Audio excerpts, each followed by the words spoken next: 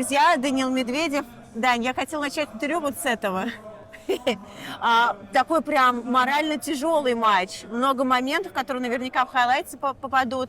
Ты сам как внутри себя чувствовал вот в эти напряженные, так сказать, битвы взглядов? Да, но матч действительно был очень напряженный. И поэтому, что произошло, он ударил в меня, бывает. Но я, видимо, смотрел, как он забил, и не увидел, как он сказал «извини». Мне потом судья сказал, потом. Естественно, в моменте, я думаю, он меня бьет, еще и «извини» не говорит. Тогда я думаю, так дело не пойдет, потому что если бы он сказал «извини», ну, бывает, там мяч, в принципе, не такой простой.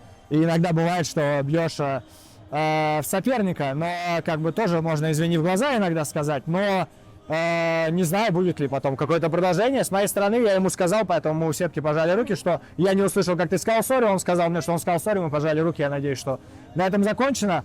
К сожалению, мы живем в таком мире социальных сетей, что, скорее всего, это будет показываться намного больше и чаще, чем наши хорошие розыгрыши.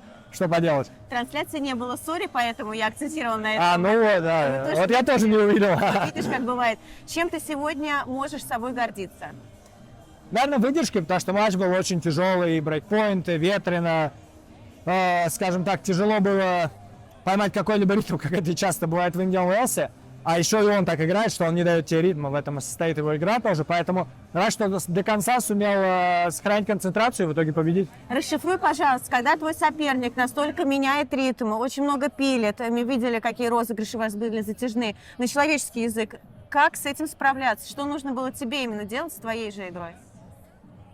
На самом деле, тут надо держать баланс, концентрироваться на себе и на нем одновременно. Потому что если ты только начнешь концентрироваться на нем и что он сделает в следующий момент, ты забудешь про то, как ты играешь. Но если ты будешь концентрироваться только на себе, суть в том, что когда тебе дают крученый мяч или сразу потом резный, ты должен поменять свой удар немного. Поэтому ты тоже должен смотреть, что он делает, чтобы понять, что тебе в следующий момент сделать. То есть искать вот этот баланс, и я считаю, что я действительно справился с этим. Даня, холодно, мы тебя отпускаем. Друзья, Даниил Медведев. Спасибо.